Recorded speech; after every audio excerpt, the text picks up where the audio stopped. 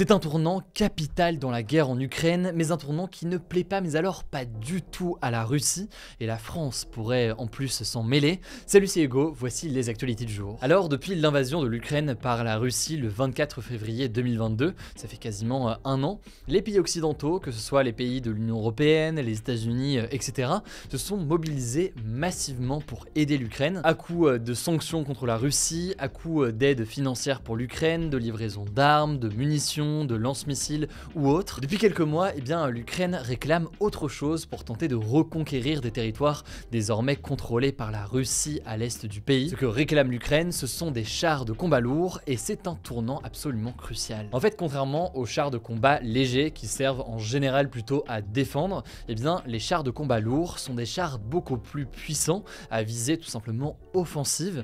Ils ne servent donc pas seulement à défendre un territoire, mais aussi donc à avancer et à gagner ou à regagner du territoire.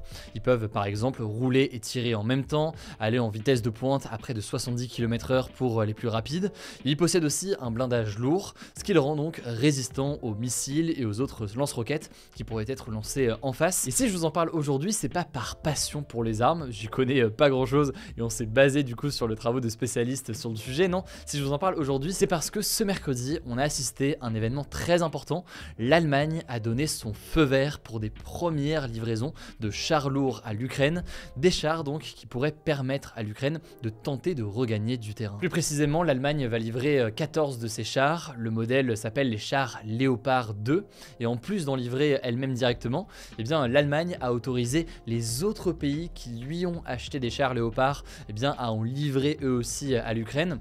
Pour vous donner un exemple, ça va débloquer donc des livraisons de la Pologne. La Pologne a acheté des chars à l'Allemagne et maintenant est donc autorisée par l'Allemagne à prêter ses chars directement à l'Ukraine. Alors c'est marquant parce qu'en fait jusqu'ici seulement le Royaume-Uni avait annoncé l'envoi de chars lourds, c'est 14 chars Challenger 2 plus précisément. Jusqu'ici donc l'Allemagne se montrait plutôt réticente pour une raison assez simple, la crainte à la fois d'une escalade de la guerre et la crainte aussi que suite à une telle livraison d'armes, la Russie considère l'Allemagne comme un véritable allié et comme un participant en fait direct à la guerre en Ukraine. Alors pour les spécialistes en armement, cette livraison de chars lourds à l'Ukraine, elle pourrait changer la donne sur le terrain dans un contexte où aujourd'hui l'Ukraine n'arrive pas vraiment à regagner du terrain avec ces zones qui sont donc actuellement occupées par la Russie.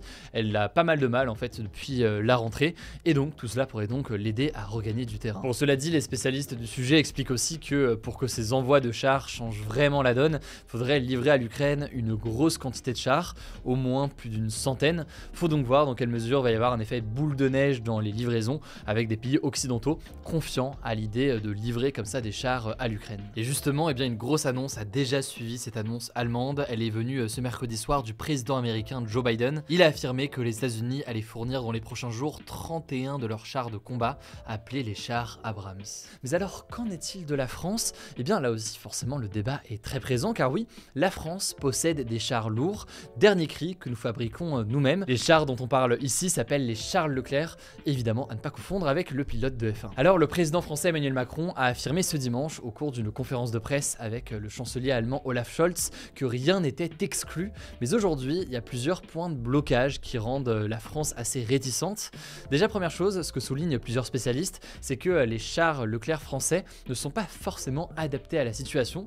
En gros, leur entretien et leur maintenance sont très spécifiques et assez compliqués, donc c'est beaucoup moins exportable disons que des modèles allemands Léopard qui sont plus faciles à utiliser pour une autre armée. Ensuite, deuxième problème, la France n'a pas énormément de chars Leclerc non plus, elle en a 200 précisément, dont 50 qui sont en cours de rénovation, donc ça pose des questions de sécurité nationale. Certains estiment que ce ne serait pas une bonne idée de livrer beaucoup de chars à l'Ukraine dans le cas où la France viendrait un jour à être attaquée. Enfin, dernier élément qu'on peut noter, qui n'est pas propre d'ailleurs qu'à la France, mais propre plus largement à tous les pays européens et occidentaux qui réfléchissent ou qui livrent en ce moment des chars à l'Ukraine, il y a la question donc de savoir dans quelle mesure est-ce que la Russie, dans le cas de livraison de chars lourds, va ensuite considérer la France ou les autres pays comme des véritables participants à cette guerre en Ukraine. Quoi qu'il en soit, la Russie a déjà réagi à ces livraisons de chars allemands, et pas qu'un peu d'ailleurs, puisque le gouvernement russe a promis, je cite, de brûler les chars occidentaux s'ils sont livrés à l'Ukraine, et l'ambassadeur russe en Allemagne a également déclaré que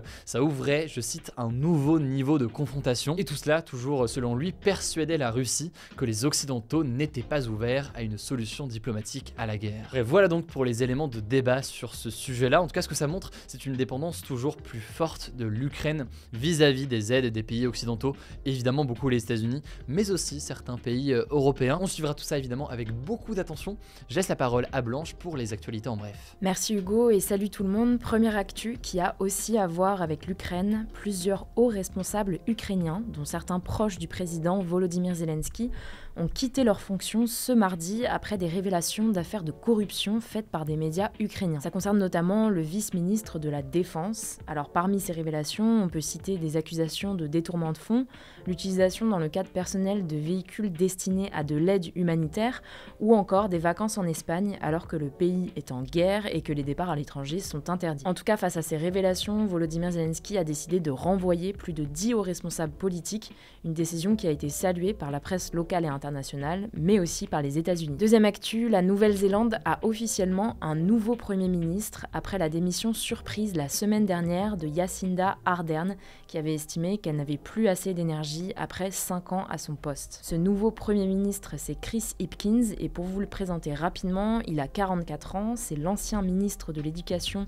puis de la police depuis juin 2022, mais il est surtout connu pour avoir été le Monsieur Covid de la Nouvelle-Zélande pendant la pandémie. Son principal défi à ce nouveau poste sera donc de gérer les difficultés économiques dans le pays qui ont découlé de la crise sanitaire. Troisième actu, on part en Corée du Nord cette fois-ci, car la capitale du pays, Pyongyang, est actuellement confinée en raison d'une maladie respiratoire, c'est ce que disent les autorités, et ce pour au moins 5 jours. Concrètement, les habitants ont reçu l'ordre de rester chez eux de mercredi à dimanche et doivent prendre leur température plusieurs fois par jour. Alors le gouvernement nord-coréen ne mentionne pas directement le Covid, mais affirme que c'est surtout un rhume qui circule actuellement dans la ville. Il faut rappeler que la Corée du Nord avait annoncé son tout premier cas de Covid seulement en mai 2022, avant de proclamer sa victoire sur l'épidémie 3 mois plus tard, en août 2022. Ceci dit, l'Organisation mondiale de la santé remet en doute constamment les statistiques du gouvernement nord-coréen sur le Covid et le fait que l'épidémie soit sous contrôle, notamment car la Corée du Nord a l'un des pires systèmes de santé au monde. Quatrième actu en France, ça fait maintenant 1 an que le livre enquête Les Fossoyeurs, écrit par le journaliste Victor Castanet, a été publié. Si vous ne savez pas de quoi je parle, en fait son livre raconte les dysfonctionnements généralisés dans les EHPAD du groupe Orpea.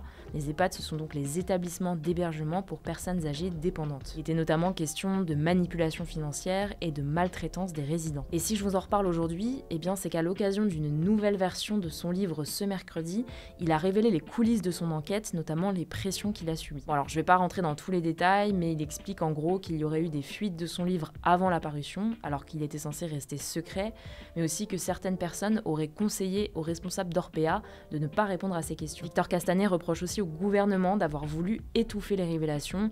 Selon lui, les députés de la majorité ont bloqué la création d'une commission d'enquête sur le sujet de la maltraitance dans les EHPAD, notamment pour que ça n'interfère pas avec la campagne pour la réélection d'Emmanuel Macron. Bref, je vous mets des liens en description. Cinquième actu, Uber et plusieurs entreprises de VTC ont annoncé qu'à partir du 1er février, il ne sera plus possible de payer de courses en dessous de 10,20 €, ce qui est donc le nouveau tarif minimum. Jusqu'à maintenant, il fallait compter minimum 8 € pour une course. Alors pourquoi cette augmentation de tarif ? Eh bien le but c'est d'améliorer les conditions de travail des chauffeurs indépendants. C'est d'ailleurs le fruit d'un accord avec eux. Ils auront en effet désormais un revenu minimal de 7,65 € par course, une fois qu'on a retiré la commission que prennent les applications. Sixième actu, et c'est assez insolite, un couple de Britanniques a remporté 205 millions d'euros à l'euro-million, mais n'a finalement pas pu toucher l'argent. Alors oui, c'est très malheureux. En fait, pour vous expliquer, ils avaient un abonnement automatique à cette loterie qui enregistrait toutes les semaines les mêmes numéros. Et coup de chance, en février 2021, ces numéros étaient gagnants. Ils ont donc reçu un SMS de l'opérateur qui gère la loterie qui leur annonçait leur victoire. Sauf que la joie a été de courte durée puisqu'ils se sont rendus compte qu'ils avaient tous les deux oublié de verser de l'argent sur leur compte Euromillions,